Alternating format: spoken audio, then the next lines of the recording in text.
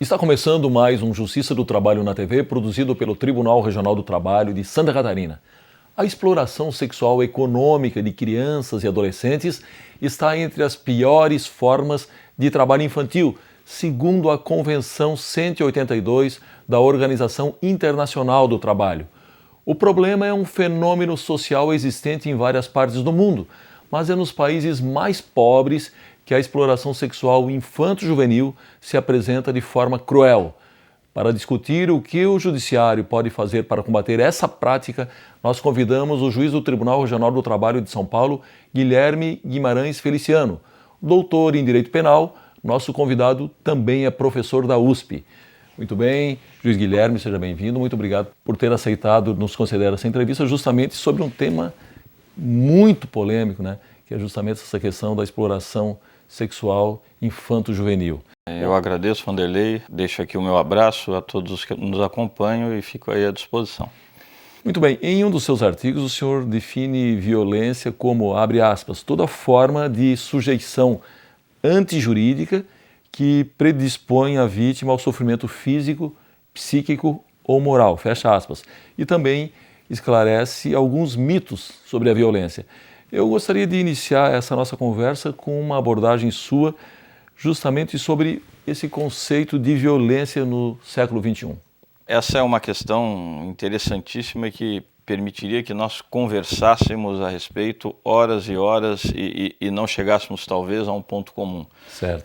Apenas para fazer uma referência a quem nos acompanha, há uma excelente obra de um autor chamado Slavoj Zizek sobre exatamente a violência e muito particularmente a violência nos nossos tempos, demonstrando que, na verdade, hoje nós podemos pensar violência muito além deste conceito que eu apresentei nesse texto que referenciou a sua pergunta. Se pensarmos bem, vamos encontrar modos de violência a partir da visão deste autor, de Zizek, como uma manifestação do próprio modo capitalista de produção. Quando o sistema impõe ao cidadão o consumo como um meio de autoafirmação na sociedade, isto é um modo de violência, né? Quando o sistema impõe ao cidadão sujeitar-se a níveis de tributação que beirem o confisco, isto também é um modo de violência. Sim. É claro que nesta abordagem específica eu procurei identificar aquela violência que é mais evidente e que, se não é institucionalizada, muitas vezes conta com certo beneplácito, conta com a omissão das instituições. E é esta exatamente que vai vitimar, em geral, o trabalhador. O meu foco é a violência nas relações de trabalho e, no particular, a criança e o adolescente. Juiz Guilherme, o senhor já me deu a deixa então para transportar o conceito de violência justamente para a questão das relações de trabalho. Como a violência afeta a criança e o adolescente no ambiente de trabalho? Talvez a maneira mais óbvia e recorrente de se praticar a violência contra a criança e adolescente no contexto das relações de trabalho seja exatamente impondo à criança e ao adolescente as formas de trabalho que não são absolutamente admissíveis naquele contexto. A nossa legislação a esse respeito é muito clara e basta que nós olhemos ao redor e percebamos como esta legislação, de regra, não é cumprida. Não é? Então, para que você tenha uma ideia, Vanderlei, nós não podemos ter trabalho para crianças, ponto. Sim. Não é constitucionalmente possível. Ou seja, não é autorizado pelo Constituinte brasileiro qualquer tipo de trabalho para o menor de 16 anos, exceto como aprendiz e a partir dos 14. Então, entre os 14 e os 16, ele poderá trabalhar como aprendiz, que na verdade é um trabalho muito mais focado na educação profissional Sim. do que na própria produção. Abaixo dos 14, nenhum tipo de trabalho. E até os 18, ou seja, alcançando toda a faixa da adolescência, eu não posso ter trabalhos penosos, eu não posso ter trabalho noturno, eu não posso ter trabalhos perigosos, nem trabalhos insalubres e tampouco trabalhos que prejudiquem a formação ou a moralidade do adolescente. Agora, volto a dizer, olhamos ao redor e não é o que vemos, né? Veremos nos sinais, nos semáforos das cidades maiores, crianças que vão mendigar. E muitas vezes essa mendicância é uma mendicância orquestrada, que embute inclusive uma remuneração sobre o que se arrecada. Isto é uma forma de trabalho.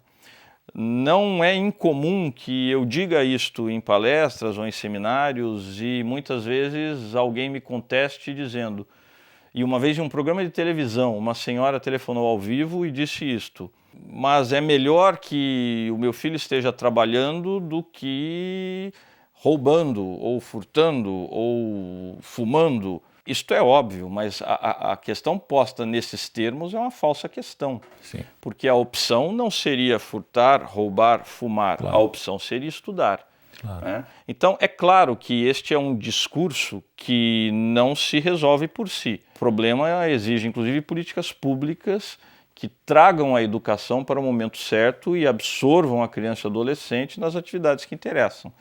Mas a proibição é patente e constitucional. Quando ela não é observada, nós temos sim uma forma de violência. Juiz Guilherme, no Brasil, a Constituição Federal de 88, a Convenção Internacional dos Direitos da Criança e o Estatuto da Criança e do Adolescente, o ECA, constituem aí um marco legal para a consolidação dos direitos da criança e do adolescente, pois é a partir dessas normativas que as crianças e adolescentes passam a ser vistos como sujeitos de direitos. Bom, dentro desse cenário, a atual legislação penal, ela consegue dar conta dessa nova visão? Eu entendo que não. O principal aspecto desta insuficiência no tratamento repressivo, a meu ver, é exatamente a questão do trabalho infantil.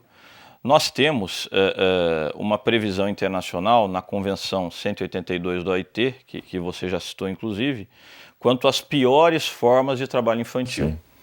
Essas geralmente envolvem repressão penal.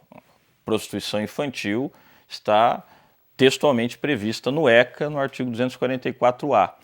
Mas o trabalho infantil em si não é criminalizado no Brasil. A não ser estas formas mais crassas, mais agressivas, que geralmente envolvem outros bens jurídicos, o trabalho infantil em si não é criminoso no Brasil. Ele ensejará multas, poderá ensejar indenizações por dano coletivo, dano social, etc., mas não é crime. A Associação Nacional dos Magistrados da Justiça do Trabalho, a ANAMATRA, tem uma proposta para que se crie um tipo penal exatamente impondo sanções de caráter criminal à exploração do trabalho infanto-juvenil ilícito. Esta proposta foi feita há 2 anos e eu tenho alegria em dizer, atualmente no projeto de lei para o novo Código Penal que tramita no Senado Federal, esta proposta da ANAMATRA foi incorporada pelo relator, o senador Pedro Tax. Ela está lá. Então temos a perspectiva de que logo, logo, a exploração do trabalho infantil ou infanto-juvenil ilícito venha a ser crime no Brasil. Muito bem, juiz Guilherme, eu preciso chamar o nosso primeiro intervalo, nós já voltamos, é só um instante.